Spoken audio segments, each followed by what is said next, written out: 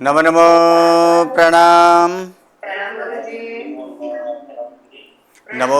रिहंताणम नमो सिद्धानम नमो आयर्याणम नमो वज्झायाणम नमो लोये सब्बसाहूणम यशो पंचनमुक्कारो सब्बपापपणासनो मंगलाणं च सब्बेसे परमं हवै मंगलम् अज्ञानतिमिरन्धानां ज्ञानञ्जनशलाकया नेत्रम् उन्मीलितं येन तस्मै श्रीगुरवे नमः।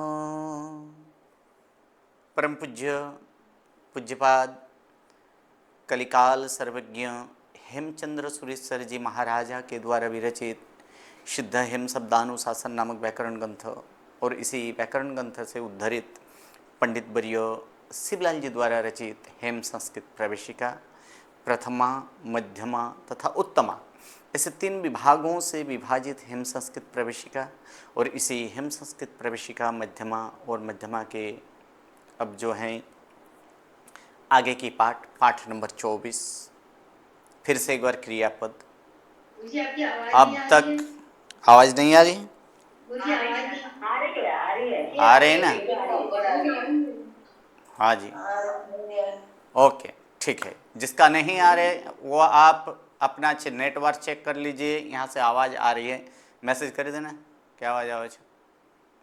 गुरुजी, हाँ जी बोलिए। एक पूछना था कि जो पेपर भेजा आपने वो हिंदी में ही लिखे कि गुजराती में चलेगा? लिख सकते हैं, कोई बात नहीं।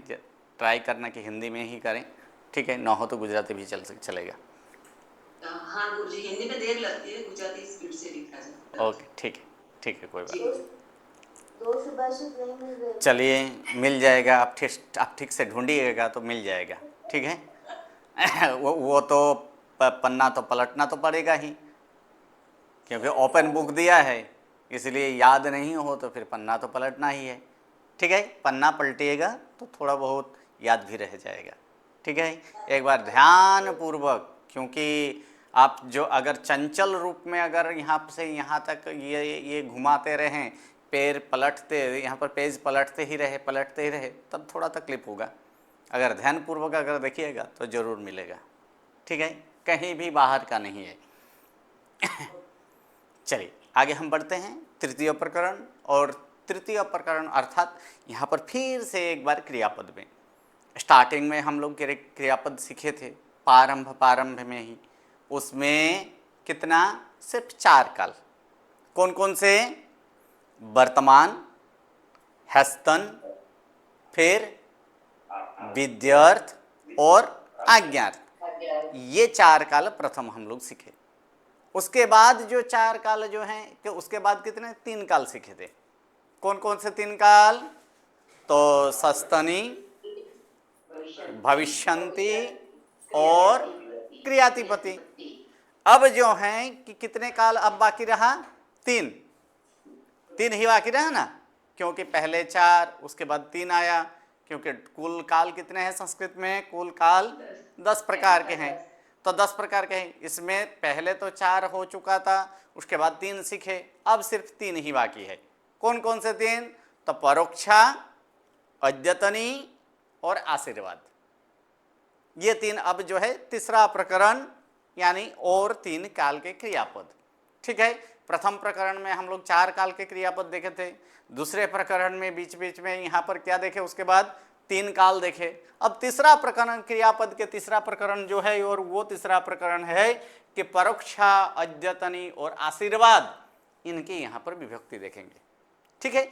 ये 3 भी असित प्रत्यय ही है, क्योंकि सित प्रत्यय सिर्फ 4 काल के प्रत्यय को ही क्या माना गया है? सित प्रत्यय माना गया है। बाकी के 6 काल के प्रत्यय कैसे हैं? असित है।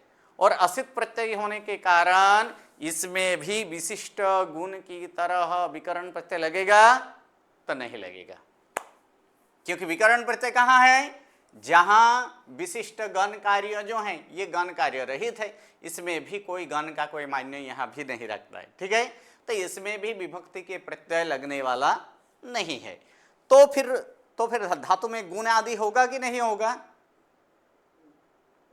प्रश्न ये है, तो फिर धातु में गुण आदि होगा कि नहीं होगा? होगा। कहाँ होगा? तो हम लोग जानते हैं कित सिवाय के गित प्रत्यय पर क्या होता है, कित और गित सिवाय के प्रत्यय पर गुण होता है।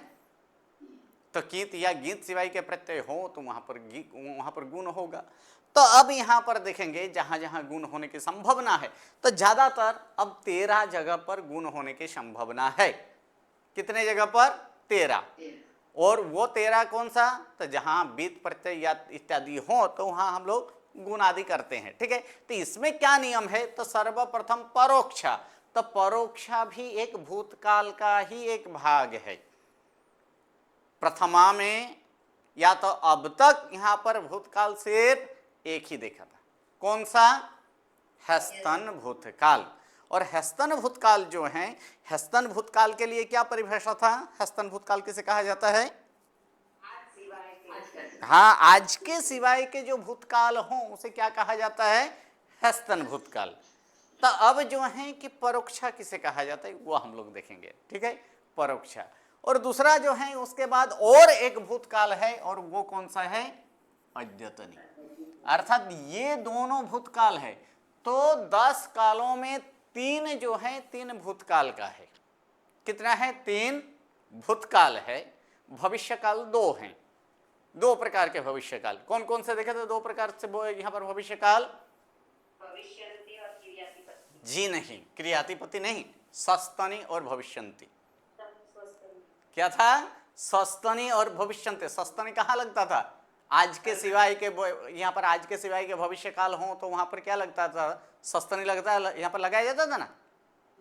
तो यहाँ पर भविष्य के कितने? तो भविष्य के 2 ही। कौन सा? सस्तनी और भविष्यन्ति। और भूतकाल के 3 कौन कौन से?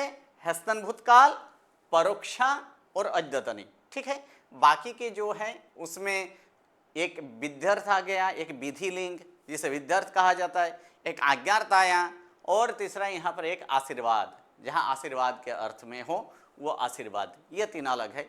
बाकी हम लोग देख लिए थे वर्तमान, बीच में और क्या बाकी रहा? क्रियातिपति। खैर हस्तन तो भूतकाल में आ गया ना।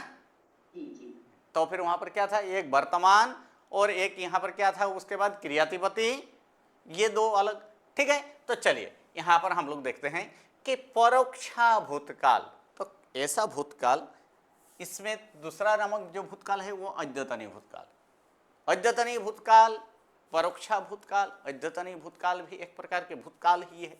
और वो भूतकाल कहाँ? तो परोक्षा कहाँ लगाया जाता है? तो इसके पीछे जो नियम है इसी पाठ के अंत में हम लोग देखेंगे कि परोक्षा कहाँ लगाया जाता है, उसका उपयोग कहाँ करना है। अभी परोक्षा जिस प्रकार क्रियापद बनाना हो, तो क्रियापद या पद, व्याकरण के नियम से पद किसे कहा जाता है? विभक्त्यांत्यम विभक्त्यांत्यम पदम। विभक्ति के अंत में, अर्थात विभक्ति के प्रत्यय जिसके अंत में हो उसे क्या कहा जाता है? पद कहा जाता है। और विभक्ति के प्रत्यय 2 प्रकार के होते हैं। कौन कौन से 2 प्रकार? हाँ, त्यादि और स्यादि। त्यादि प्रत्यय जो है वो किसे लगाया जाता है? धातु को लगता है। और स्यादि प्रत्यय नाम को। तो यहाँ पर हम लोग यहाँ पर क्रियापद बनाना है, क्रिया अर्थात धातु। तो धातु के लिए क्या लगेगा? त्यादि प्रत्यय। और त्यादि प्रत्यय हर एक काल में अलग अलग होता है। जैसे वर्तमान काल के लिए हम लोग परस्मैपदी धातु के लिए क्या देखे थे? मी बस मस सी थस्थ।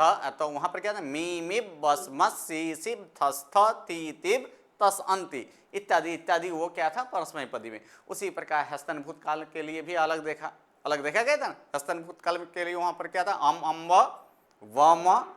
फिर वहां पर क्या था? स तम त, हाँ ये स सिब तम त, द दिब तम अन, द दिब ताम अन। ठीक है, इतना वहां था। फिर विद्यार्थ इत्यादि भी में भी देखे, आज्ञार्थ भी देखे। उसके बाद यहाँ पर सस्तनी में अलग देखा गया, फिर भविष्यन्ति में अलग देखा गया, क्रियातिपति में अलग देखा गया। उस प्रकार हर एक काल के लिए विभक्ति के प्रत्यय जो है, इत्यादि विभक्ति के प्रत्यय वह अलग अलग प्रकार के होते। उसी प्रकार परोक्षा में भी अलग अलग प्रकार के हैं, परस्मैपदी के धातु के लिए और यहाँ पर आत्मनेपदी धातु के लिए। अच्छा, बिल्कुल हम फिर से चालू करना पड़ेगा। किसी कारणवश डिलीट हो गया। हाँ,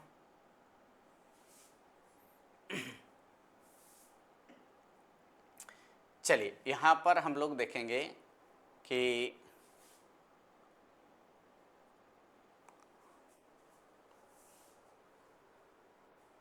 प्रत्यय, तो प्रत्यय क्या है, प्रत्यय बताइए, एक जन पढ़िए, प्रत्यय क्या है परस्मैपदी में, तब तक ये चालू हो जाए तब तक ये प्रत्यय पढ़िए। आणव वम, उसके बाद द्वितीय पुरुष ओके तृतीय पुरुष ओके। तो इसमें देखेंगे तो उत्तम पुरुष एक वचन, उत्तम पुरुष द्विवचन, उत्तम पुरुष एक वचन, मध्यम पुरुष एक वचन और अन्य पुरुष एक वचन। इसके तीनों तीन के प्रत्यय कैसे हैं, बीत है कि नहीं? यहाँ पर बीत प्रत्यय है ना, सबके सब, सबके सब बीत प्रत्यय है, बाकी के प्रत्यय यहाँ पर बीत नहीं है। ठीक है, आत्मनिपदी का प्रत्यय पढ़िए। प्रथम पुरुष ए बहे महे, द्वितीय पुरुष ते आते द्वे, तृतीय पुरुष ए आते ईरे। ईरे, ओके। इसमें कहीं भी बीत प्रत्यय नहीं है। बीत प्रत्यय एक मात्र कहाँ पर आया? हाँ, मतलब यहाँ पर मात्र परस्मैपदी में उत्तम पुरुष एक वचन, मध्यम पुरुष एक वचन और अन्य पुरुष एक वचन। इसमें भी विशेष इतना है कि आणव दो जगह पर लगा है। दो प्रत्यय ऐसे हैं कि जो आणव है, कहाँ? उत्तम पुरुष एक वचन में और अन्य पुरुष एक वचन में। ठीक है, लेकिन इन दोनों में इतना अंतर है कि अन्य पुरुष जब एक वचन जो माना जाए तो इसमें देखा जाए दोनों प्रत्यय आणव भी है, अर्थात बीत भी है और साथ साथ में क्या है, वो णित भी है ना, नित, णित प्रत्यय और बीत प्रत्यय। अब बताइए कि णित प्रत्यय पर क्या होता है?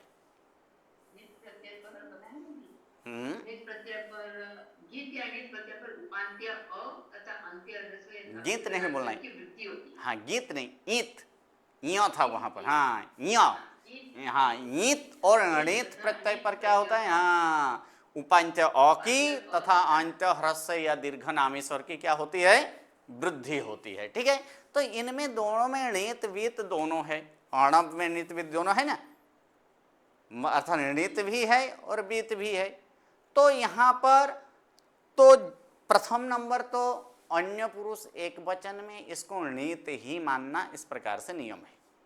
क्या मानना है वहां पर? अन्य पुरुष एक वचन में णित ही मानना वहां पर नियम है। जहां णित का प्रयोग नहीं हो सकता है, अर्थात जहां णित नहीं लग सकता है, वहां पर क्या करना है?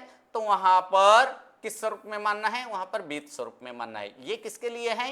अन्य पुरुष एक वचन, अर्थात अन्य पुरुष एक वचन में।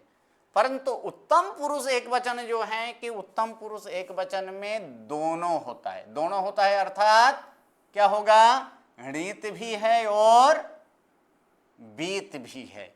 इसलिए उत्तम पुरुष एक वचन में कितना, यहां पर कितने रूप होंगे? दो होंगे ना, एक बार णित के अनुसार और दूसरी बार बीत के अनुसार। ठीक है, जबकि अन्य पुरुष में सिर्फ एक ही माना गया है, एक ही माना गया है, अर्थात क्या माना गया है वहां पर मात्र और मात्र वहां पर णित ही माना गया है, और णित माना गया है इसलिए वहां पर रूप कितने होंगे? एक होंगे। जैसे कि यहाँ पर हम एक उदाहरण के स्वरूप में यहाँ पर दिखा दें तो देखिए इसमें क्या है, इसमें उत्तम पुरुष एक वचन में कितने रूप हैं? दो है ना, बभाण बभाण, दो रूप हुआ है। जब णित माने तब बभाण, णित नहीं माने तब क्या होगा? बीत माने तब यहाँ पर बभाण। ठीक है, लेकिन अन्य पुरुष एक वचन में कितने रूप हैं? एक ही ना, और वो क्या माना है? णित ही माना जाए। तो ये एक है कि परोक्षा में जो है कि परोक्षा में दोनों प्रत्यय अर्थात आणव दोनों जगह पर है, आणव दोनों जगह है कि नहीं? उत्तम पुरुष एक वचन में भी है और अन्य पुरुष एक वचन में भी है, परंतु एक जगह पर णित ही मानना है। यहाँ पर स्पष्ट रूप से है कि अन्य पुरुष में बीत का कार्य नहीं होता है, वहां किसका कार्य होता है? णित का ही कार्य होता है। जबकि प्रथम पुरुष जो है, उत्तम पुरुष जो है, वहां पर दोनों का कार्य करना है, बीत का कार्य भी और णित का कार्य भी। दूसरी एक बात कि ये परोक्षा जो है कि परोक्षा के प्रत्यय पर धातु दित्त होता है। अब इसके पूर्व में हम लोग यहाँ पर देखे थे धातु दित्त कहाँ होता था? तीसरे गण के, सही है। तीसरे गण के धातुओं के यहाँ पर क्या, वहां पर क्या लगता था कि सित प्रत्यय लगने पर तीसरे गण के धातुओं क्या होता था? वहां पर दित्त होता था। ठीक है, तो इसी प्रकार यहाँ भी दित्त होगा। और दित्त का जो कार्य हम लोग 14वां पाठ और 15वां पाठ, ये 2 ही पाठ था ना, तो इन दोनों पाठों में जहां वृद्धि की जो नियम वहां पर लगा था वो नियम यहाँ भी, या तो दित्त का जो नियम लगता था यहाँ भी ही होगा। अर्थात दित्त होने के बाद पूर्व के ग और ह का ज होता है, सही है। दित्त होने के बाद पूर्व के दीर्घ का ह्रस्व हो जाता है। ये सारे जो नियम है ना, वो नियम यहाँ भी वो लागू होगा। अर्थात दित्त होने के बाद उसी प्रकार जिस प्रकार ग और ह का ज होता है कि कुछ ये होता है, फिर वहां पर क्या था? चौथा का तीसरा, हाँ यहाँ पर क्या था? चौथा का दूसरा और दूसरा का मित्र, चौथे का तीसरा और पहला और दूसरा का पहला होता था। तो ये भी यहाँ भी वो इत्यादि जो नियम है वो नियम यहाँ भी लागू होगा। ठीक है, इतना यहाँ पर विशेष है। प्रथम नंबर कि परोक्षा के प्रत्यय पर धातु दित्त होता है और दित्त होने के बाद जो पूर्व के जो कार्य होता है वो होता है। दूसरा नंबर में कि अन्य पुरुष एक वचन में मात्र णित ही मानना है, जबकि उत्तम पुरुष एक वचन में णित और वेद दोनों मानना है। इतना हमें ध्यान में रखना है। अब नियम के अनुसार यहाँ पर चलते हैं। तो प्रथम नंबर नियम यहाँ पर क्या कहा गया है कि परोक्षा के प्रत्यय लगने पर धातु दित्त होता है। जो अभी अभी हम लोग ने देखा कि परोक्षा के प्रत्यय लगने पर धातु दित्त होता है। ठीक है, परंतु स्वरादि प्रत्यय हो तो पहले दित्त करें फिर स्वर संबंधी कार्य करें। क्या कहा गया? अर्थात ये नियम की अगर स्वरादि प्रत्यय हो, जिसके आदि में जिसके प्रारंभ में स्वर हो, ऐसे प्रत्यय, तो ऐसे प्रत्यय अगर देखेंगे तो ऐसे प्रत्यय कौन कौन से हैं? 1, 2, 3, 4, 5, 6, 7, 8, 9, 10 और 11 प्रत्यय है ना। कुल 18 में से स्वरादि प्रत्यय कितने हैं? 11 है ना। 11 स्वरादि प्रत्यय है। 7 व्यंजनादि प्रत्यय है। कौन कौन से 7 व्यंजनादि प्रत्यय देखें तो उत्तम पुरुष में परस्मैपदी में 2, 1, 2 और मध्यम पुरुष एक वचन में 1, अर्थात कितने हुए? 3। परस्मैपदी में 3। आत्मनेपदी में तो आत्मनेपदी में उत्तम पुरुष में भी एक द्विवचन बहुवचन, मध्यम पुरुष में एक वचन और मध्यम पुरुष में बहुवचन। कितने हुए? आत्मनेपदी में 4 और परस्मैपदी में 3। ऐसे 7 प्रत्यय जो है परोक्षा के, जो कि वो व्यंजनादि है। बाकी 11 प्रत्यय कैसे हैं? तो 11 प्रत्यय स्वरादि है। तो वो स्वरादि प्रत्यय लगने पर पहले क्या कर लेना है? वहां पर तो पहले दित्त कर लेना है और उसके बाद स्वर संबंधित कार्य करना है। ठीक है, वो देखेंगे। जैसे कि यहाँ पर शब्द से पहले एक धातु, जैसे कि भाण धातु लिया गया है। कौन सा धातु लिया गया है? भाण धातु। ठीक है, भाण धातु का अर्थ क्या होता है? पढ़ना, कहना, कहना भी होता है ना, कहना भी होता है। ठीक है, अब यहाँ पर देखेंगे भाण प्लस अणव। क्या लगा? भाण प्लस अणव। तो अणव प्रत्यय कैसे है? स्वरादि प्रत्यय है, स्वरादि प्रत्यय। तो स्वरादि प्रत्यय में पहले क्या करने के लिए कहा गया है? ये दित्त, यहाँ पर परोक्षा के प्रत्यय लगने पर धातु दित्त हो जाता है, परंतु स्वरादि प्रत्यय लगने पर पहले दित्त करना है। तो पहले इसका दित्त कर देंगे तो फिर क्या बनेगा? यहाँ पर भण भण बनेगा, भण भण प्लस अणव। अब यहाँ पर क्या कार्य करना है? दित्त होने के बाद अनादि व्यंजन का क्या होता है? हाँ, अनादि व्यंजन का क्या करता है? अनादि व्यंजन का लोप होता है कि नहीं?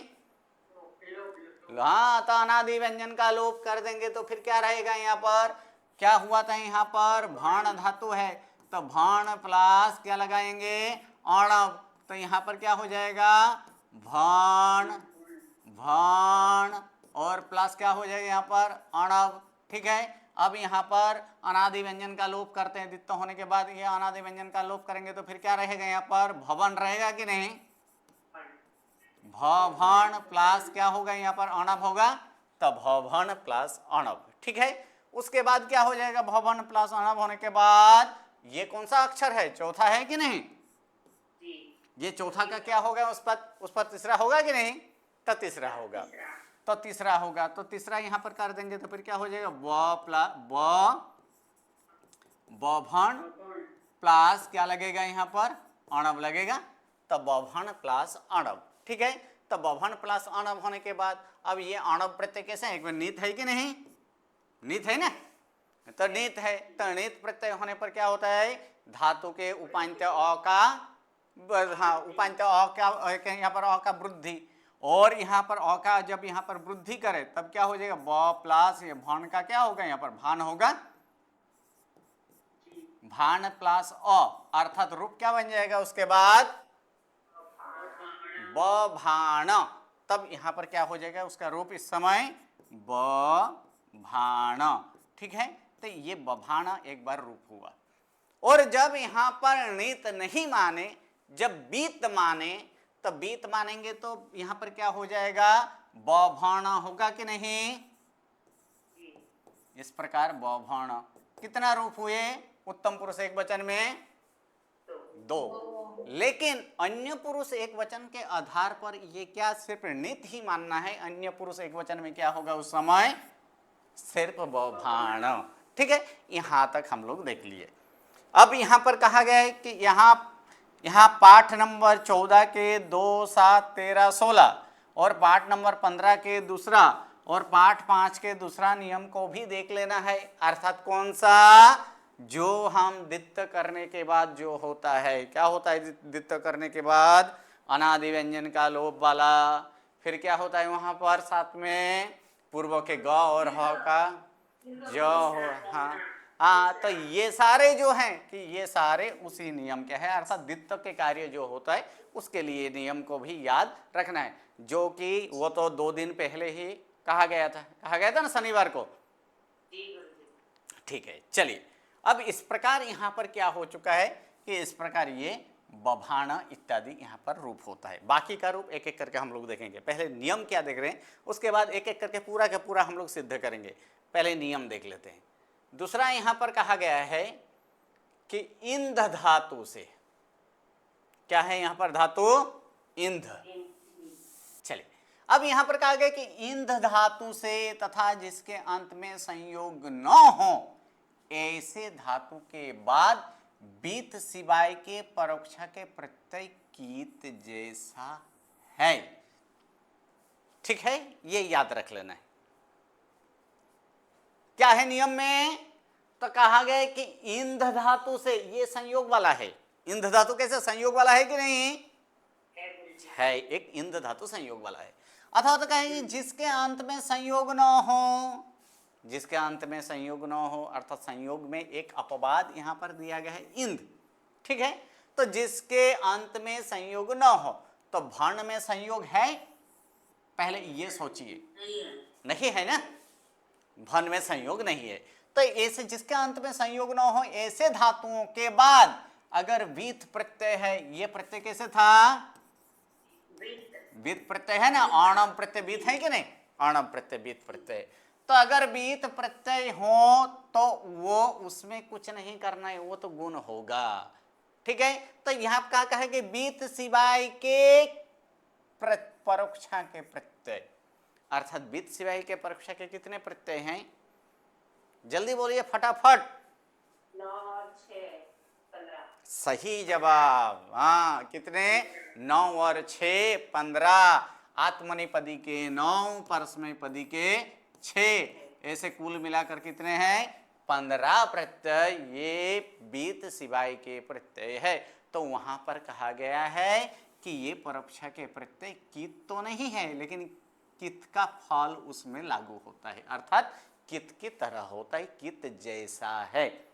इसमें क तो नहीं हुआ है और सित प्रत्यय भी नहीं है, क्योंकि बीत सिवाय के सित प्रत्यय कित होता था ना। तो ये प्रत्यय तो सित भी नहीं है, इसलिए इसको कित तो नहीं कहा जा सकता। बित सिवाय के प्रत्यय कैसे हैं? गीत। बित सिवाय के प्रत्यय, बित सिवाय के सित प्रत्यय गीत की तरह, तो ये कीत भी नहीं है, गीत भी नहीं। लेकिन यहां पर कहा गया है कि ये प्रत्यय कीत की तरह होता है, अर्थात कीतवत होता है। क्या होता है? कीतवत। अर्थात कीतवत मतलब जो कार्य कित में होता था वो कार्य यहां पे भी होगा। कित का कार्य क्या था वहां पर? तो कित का कार्य गुण और वृद्धि नहीं करना, ठीक है। ये गुण, यहां पर गुण और वृद्धि नहीं करना। कित प्रत्यय पर और भी कुछ होता था जो कि हम लोग पाठ नंबर 6 में देखे थे। 6 में आया था ना, पाठ नंबर 6। हाँ, वो यज्ञ, तो यज्ञ में भी कित था ना, यकित, और उसके सिवाय भी हाँ यवृत वाला इत्यादि जो नियम यहाँ पर कित का लगता है वो नियम यहाँ भी लागू होगा, ठीक है। तो अर्थात कित की तरह मुख्य फल ये है कि कित में गुण और वृद्धि नहीं होती है, ठीक है। ये एक मुख्य याद रखना है, बाकी जो जो याद आएगा उस समय आगे हम लोग देखेंगे, ठीक है। चलिए अब कहा, तो बीत सिवाय के प्रत्यय परोक्षा के प्रत्यय कित की तरह होता है, इस प्रकार से बोला गया है। परंतु स्वांज धातु के बाद विकल्प से कित है, क्योंकि एक नियम हम लोग भी देखे थे कि कित प्रत्यय पर क्या होता है, तो कित प्रत्यय पर उपांत्य में रहा हुआ अनुनासिक का लोप हो जाता है। याद आया? संज का सज होता था, यंज का यज होता था, इत्यादि होता था ना, अंश का अच होता था। याद है? याद आया कि नहीं? अर्थात कित प्रत्यय पर क्या होता था? उपांत्य अनुनासिक का लोप हो जाता था। लेकिन यहां पर कहा गया स्वांज धातु में भी उपांत्य में अनुनासिक है कि नहीं? है ना। तो इसीलिए यही एक अपवाद है कि अपवाद में क्या कहा गया है कि ये विकल्प से कीत है, एक बार कीत है, एक बार कीत नहीं है।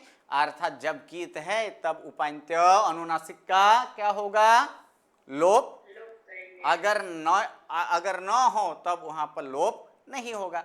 और अपवाद के स्वरूप में इंद धातु में, अपवाद के स्वरूप में वो तो दिया ही गया है कि इंद धातु में ये कित के जैसा नहीं होगा, क्योंकि इंद धातु को छोड़कर, इंद धातु संयोग वाला है फिर भी उसको क्या कहा गया? उसमें नहीं होता है, ठीक है। अर्थात इसीलिए यहां पर कहा गया, जैसे कि यहां पर किया गया है इंद धातु के लिए शम प्लस इंध प्लस ए, तो ए प्रत्यय कैसे है? बीत सिवाय के परोक्षा के प्रत्यय है कि नहीं? तो बीत सिवाय के परोक्षा के प्रत्यय, अर्थात यहाँ पर क्या होना चाहिए? यहाँ पर कित तो होना चाहिए था ना, तो ये कित है। यहाँ पर भी कहा गया है कि ये संयोग न हो, लेकिन इंध में तो संयोग है ना, इंध में संयोग है कि नहीं? तो ये कित कहाँ लेना है? जहां संयोग न हो वहां पर। लेकिन इंध में संयोग है कि हाँ संयोग है, फिर भी वो कित की तरह है। ये एक संयोग में एक अपवाद के लिए दिया गया है, ठीक है। इसीलिए यहां पर क्या हो? सम प्लस इंध प्लस ए, और जिस कारण इसका रूप समीधे हुआ है। कोई यहां पर बताइएगा यहां पर समीधे कैसे हो गया? बोलिए।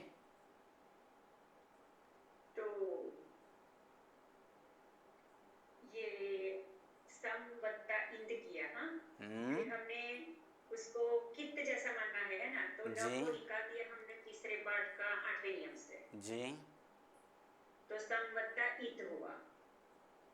फिर हमने उसको द्वित्व किया जी, इसके पहले नियम से, उसके ऊपर वाले नियम से, तो संवत्ता इद किया। ओके। फिर एक मिनट, मैं यहाँ पर लिखते जाता हूँ ताकि सभी को पता चले, ठीक है। चलिए एक एक आप बोलते जाइए, मैं एक एक स्टेप यहाँ से लिखते जाता हूँ। धातु है यहाँ पर श्रम प्लस धातु क्या है? इंध धातु। इंध धातु है ना, सम प्लस इंध धातु है, ठीक है। इंध धातु प्लस यहाँ पर प्रत्यय लगा है ए, ठीक है। चलिए पहले तो ये कीत है, कीत होने के कारण आप क्या किए? न का लोप, क्योंकि उपांत्य अनुनासिक का लोप हुआ है, इसलिए क्या हो जाएगा? यहाँ पर रहेगा क्या? इद। सही है, इद। सम प्लस इध प्लस ए। अब हम करेंगे उसका द्वित्व। दित्त, क्यों दित्त? तो परोक्षा के प्रत्यय पर धातु दित्त होता है, सही है। तो यहाँ पर दित्त कर देते हैं, सम प्लस ईद इद प्लस इद ईद इद प्लस ए। अब ए। अब हम जो द है ना, ईद में पहला द, उसका लोप करेंगे, क्यों?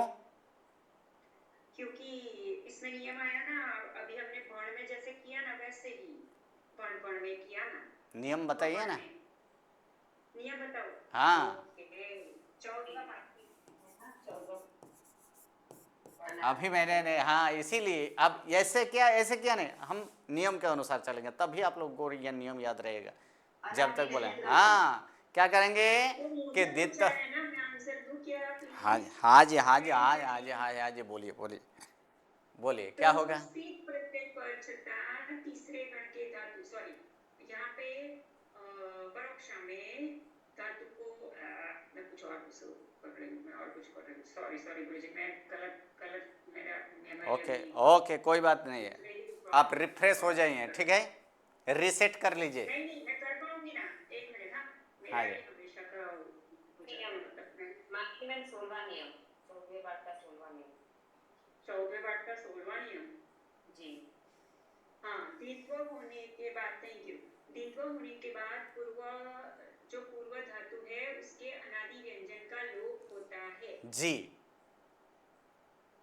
तो इसमें ध जो पूर्व में अनादि व्यंजन का लोप होता है, ठीक है, इसमें तो व्यंजन तो एक ही है, इसमें आदि और अनादि कहाँ है? तो ये जो द्वित्व किया हमने है ना जी, तो उसमें पूर्व धातु हुआ ईद। पूर्व धातु हुआ ईद, सही है, पूर्व धातु ये ईद हुआ है। हाँ, इसमें मेरा प्रश्न ये है कि इसमें तो व्यंजन तो एक ही है, तो इसमें पहले और दूसरे व्यंजन इस प्रकार से क्या करना, अनादि व्यंजन का लोप करना है ना, तो इसमें पहले दूसरे तो है ही नहीं, तो इसमें तो एक ही व्यंजन है, जहां एक हो तो उसको, हाँ, तो व्यंजन तो एक ही है ना, अनादि कब माना जाएगा? जब एक से अधिक व्यंजन होगा तब अनादि मानेगा जाएगा ना। जहां एक ही हो तो वहां पर, जैसे कि एक ही राजा हो तो उसमें और कोई यहाँ पर राजा बन ही नहीं सकता, वही है ना। जी गुरुजी। तो फिर इसमें जैसे कि हम लोग भर्ण में देखे थे, उसमें दो दो वहां पर व्यंजन था ना। तो हमने भर्ण में कौन सा नियम लगाया गुरुजी? क्यों? वही लगाया अनादि व्यंजन का लोप। जो मैं बोली वही लगाया हमने। हाँ, दित्त होने के बाद अनादि व्यंजन का लोप, तो क्योंकि वहां पर भर्ण कितने हैं? एक मिनट बताने दीजिए, वहां पर भर्ण में दो व्यंजन था ना, इसका हम जब यहाँ पर क्या करेंगे, विश्लेषण करेंगे तो हमें मिलेगा भ प्लस अ प्लस यहाँ पर क्या नौ, ये इसमें कितने व्यंजन है? दो व्यंजन है ना, इसलिए इसको आदि, ये आदि का व्यंजन, ये अनादि व्यंजन। यहाँ तो ईद में तो एक ही व्यंजन है ना। एक सेकंड, हाँ दो बार मेरे को दूसरी बार का छूट है, वो बोल सकती क्या? नहीं, एक मिनट गुरुजी जी,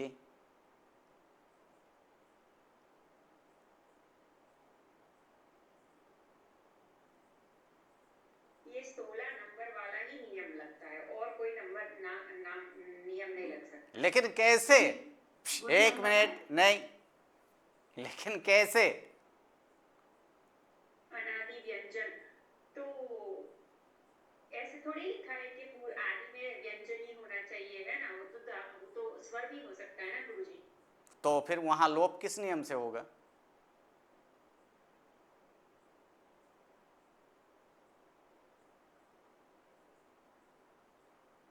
आप बता दीजिए गुरुजी, हम बताएं। सही था, आप वहां पर सही थे, मैं सिर्फ ये घुमाया थोड़ा। ये व्यंजन जो है, व्यंजन जो है ईद में, तो ईद में व्यंजन आदि में तो है नहीं, आदि में तो स्वर है, आदि में तो स्वर है ना। तो यहाँ पर क्या बोला गया कि अनादि व्यंजन का लोप, अर्थात जो आदि में न हो ऐसे व्यंजन का ऐसा लोप। व्यंजन। क्या होता है वहां पर?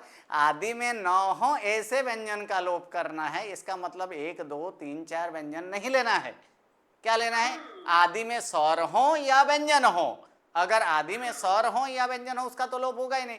आदि में व्यंजन न हो ऐसे व्यंजन का लोप करना है। तो ईद धातु में तो आदि में तो व्यंजन नहीं है, आदि में क्या है? स्वर है। और फिर ये ध क्या है? अनादि ही होगा ना। जी जी। सही थे। मैं सिर्फ ये क्या क्या घुमाया थोड़ा सा, और कुछ नहीं कि कहाँ। ठीक है, मैं इतना मतलब पेन नहीं यूज करती। अच्छा ओके ठीक है। तो हमने ईद यूज किया है ना। हाँ, तो इसमें क्या रह जाएगा? ई ईद रहेगा। हाँ, तो ईद रहा है ना। अब आगे अब है ना 2 ई हो गए ना गुरुजी हमारे पास। तो यहाँ पे स्वर के बाद स्वर आए तो स्वर दीर्घ होता है, वो नियम हम लगाएंगे। फिर से नियम बताइए। स्वर के बाद स्वर आए तो स्वर दीर्घ होता है, तो वो नियम लगा के हम दीर्घ ई करेंगे। नियम आप क्या बोले? 100 स्वर के बाद 100 स्वर आए। स्वर के बाद स्वर आए तो अभी भी नियम संपूर्ण रूप से सही नहीं है। संपूर्ण रूप से सही नहीं है तो समान बोलना। समान स्वर के बाद 100 समान स्वर आए तो 100 दीर्घ होता है। क्या है? समान स्वर के बाद स्व समान स्वर आए तो स्व दीर्घ होता है। दीर्घ होता है। समान स्वर के बाद स्व समान स्वर आए तो स्व दीर्घ होता है। इस नियम से हाँ क्या हो जाएगा? ई और ई दोनों मिलकर दीर्घ ई हो जाएगा। सही है। इसमें क्या हो जाएगा? सम प्लस इध प्लस ए, और यहाँ पर पद बना देंगे तो फिर क्या बनेगा? पद समीधे। धन्यवाद। चलिए आगे जो है तो वही उसी प्रकार यहाँ पर समीधे हुआ है। परि प्लस स्वांज धातु क्या है यहाँ पर? परि प्लस यहाँ पर स्वांज धातु का कहा गया है विकल्प से। जे अगर एक बार कीत माने तो उसका रूप होगा परिशस्वजे। अगर कीत नहीं माने तो वहां पर क्या हो जाएगा? परिशंजे। ठीक है। तो यहाँ पर कहा गया है कीत होने से 9 का लोप हुआ है, जो कि पाठ तीसरा का 8वां नंबर नियम है। ठीक है, पाठ तीसरा का 8वां नंबर नियम है। उसी प्रकार यहाँ पर भीद धातु का यहाँ पर क्या प्रत्यय लगा है? अतुस प्रत्यय। अन्य पुरुष द्विवचन का प्रत्यय क्या है? अतुस प्रत्यय है ना। तो अतुस प्रत्यय है, वो भी क्या है? कीत। यहाँ पर कीत होने से इसका गुण नहीं हुआ है। भीद धातु में गुण होने की संभावना है कि नहीं है? है ना। उपांत्य नामी स्वर का गुण हो सकता था ना, हो सकता था। लेकिन यहाँ पर अतुस प्रत्यय क्या है? बीत सिवाय के प्रत्यय है, और बीत सिवाय के प्रत्यय कैसे माना गया है? कीत माना गया है। तो कीत माना गया है इसलिए वहां पर गुण नहीं हुआ है। परंतु यहाँ पर क्या हुआ है? यहाँ पर रूप क्या हुआ इसका? यहाँ पर जो है कीत नहीं, बीत होने से उसका गुण हुआ है। यहाँ पर क्या है? विभिदतु। अब जब यहाँ पर अणव प्रत्यय लगेगा, ठीक है, तो अणव प्रत्यय जब लगे तो अणव प्रत्यय णित नहीं है परंतु बीत है कि नहीं? बीत है, इसलिए गुण होगा। और उस समय गुण, उस समय णित होने के कारण यहाँ पर अणव प्रत्यय अगर लगे तो णित का कार्य अणव प्रत्यय में लगेगा ही नहीं। लगेगा? नित का कार्य क्या है? वृद्धि करना। वृद्धि कहां पर? उपांत में अ हो तो भिद धातु के उपांत में अ है नहीं है। ठीक है। दूसरा, अंत में ह्रस्व या दीर्घनामी स्वर हो तो अंत में तो क्या है? व्यंजन है। तो यहाँ पर नित का कार्य लगेगा नहीं। वहां पर किसका कार्य करना है? वित्त का। तो फिर वित्त का कार्य क्या है? तो वित्त प्रत्यय पर गुण होता है। किसका? उपांत ह्रस्व नामी स्वर का, और अंत्य ह्रस्व या दीर्घनामी स्वर का। तो यहाँ पर उपांत में ह्रस्व नामी स्वर का गुण हुआ होगा कि नहीं? होगा। इसीलिए भेद का क्या हो चुका है? भेद हो चुका है, विभेद। क्योंकि ये प्रत्यय अणव प्रत्यय, यहाँ पर कौन सा प्रत्यय लगा?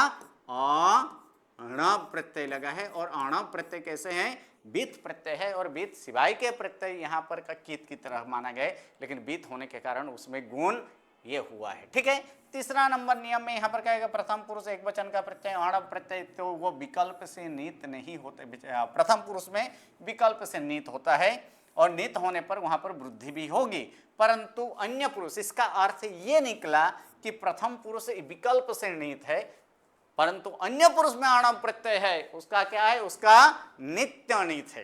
क्या करना है वहां पर, नित्य नीत करना है। ठीक है, चलिए इसके आधार पर आप लोग को ये सिद्ध करके लाना है, कौन सा, मात्र में भन धातु का ही है, हाँ भन और भिद धातु, ये दोनों धातु का सिद्ध करके लाना है। ठीक है, जो कि आगे वाला क्लास में हम लोग देखेंगे। नमो नमो, प्रणाम।